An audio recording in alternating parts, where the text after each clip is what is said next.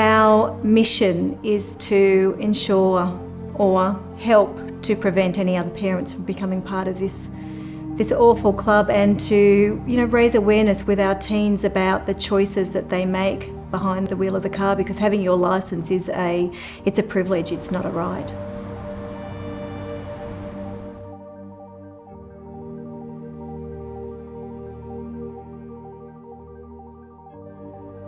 We can have the safest cars, the safest roads, the most appropriate speed limits, but at the end of the day, it's up to each of us to drive carefully, because there are no winners. No one wins in road trauma.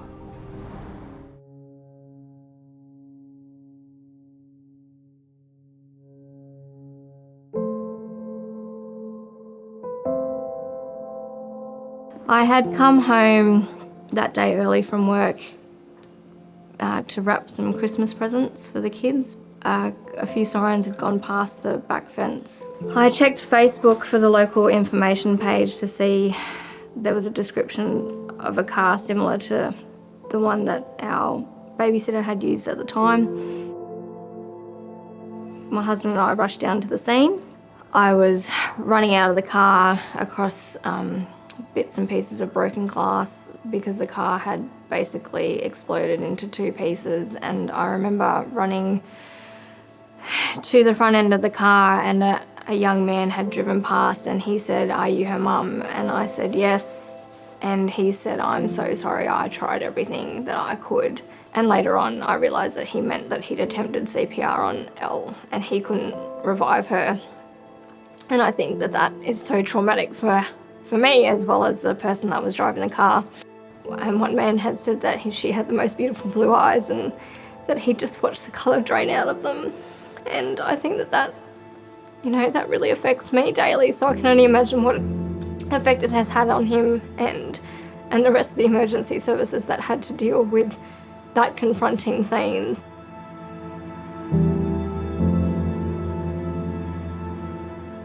So I don't think anybody goes out and makes a decision that they're going to go out and cause a collision and the death of somebody.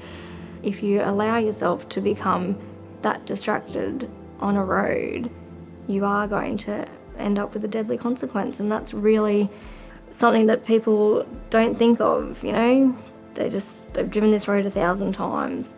Elle was a very giving, loving child and would do anything for anybody, and she was so vibrant and so passionate and so kind to everybody that I feel that this message of road safety and being safe on the roads needs to be brought across, because I want her story to touch as many lives as possible to change their behaviour.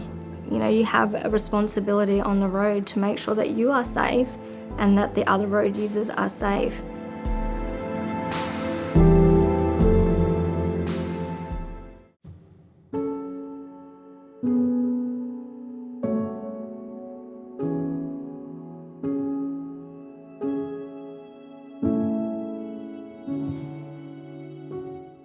We were travelling to a netball carnival in 2018. So we were on our way, we had done the right thing, had a stop at Gympie. She'd travelled up to Gympie with us but decided to swap over at Gympie with her friend who was also participating in the carnival and wanted to watch on the iPad a video. And we'd said yes. Something in my stomach made me want to say no. It wasn't long after Gympie that we heard a very loud bang come from behind the car, and after hearing that sound, it was one thing I regretted immediately. We jumped out the car as quick as we could and ran to the scene. The car was up on its side and I started yelling to Olivia first, no response. I yelled to the other driver, and her granddaughter, and there was responses from them.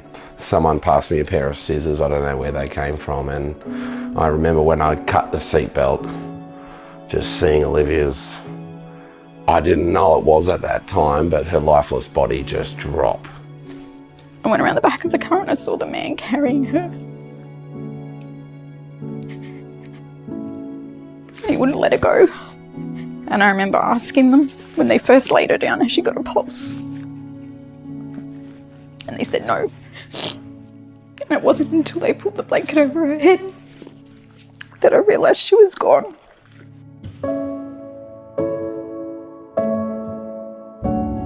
From initial coronial reports that pretty much every vertebrae in her neck was shattered, destroyed, pulverised from the pressure of the impact of two cars coming together at 100 kilometres an hour. The other man coming the other way had no way of stopping. He had nowhere to go because there was just a big drop off down the side of him. We heard later on too that he had tried to stop. We heard that he was a good driver. We've spoken with his family. Wouldn't even let them turn the music up loud in the car because he wanted to be able to concentrate on the road in front. That's how road trauma has affected us. That's how it's touched our lives. And I suppose, in a way, it's just ruined our lives forever because of one person's mistake or one person's ill judgment. We had the world in front of us. We had a newborn baby. We had a brand new house. We were due to get married. Our world was perfect. She was a best friend to so many people. Even it was the live, laugh, love saying that she used to say it quite a bit. We want to, I suppose, honour her in a way now with that and make sure that she lives on. When you think about Liv's story, think about how you are going to affect others on the road. That's why we need everybody to be safe on the road, because even just one person being safe, it doesn't help, it doesn't save their life either. That's why we need everybody to be thinking about, are they fit to drive? Are they ready to go? Well, today is Fatality Free Friday, so I'm calling on every single road user to do everything they can to be safe on the road, not only for today, but every single Friday and every single day of the year. We want to try and make sure that we get a community level of response to this national issue, and we really want people to make those right personal choices when it comes to being on the road. There's never been a better time to appreciate the freedom of movement. But don't take arriving at your destination safely for granted. Make an active choice to arrive safe. The last couple of years have shown us that we can be really patient and we can be really community minded. So let's do that on our roads too. Well, I'm calling on every road user today to be part of the campaign, to get on board, to be responsible for your actions. If we can have one day of fatality free, we can have more days going forward. So please be sensible when you get on the road.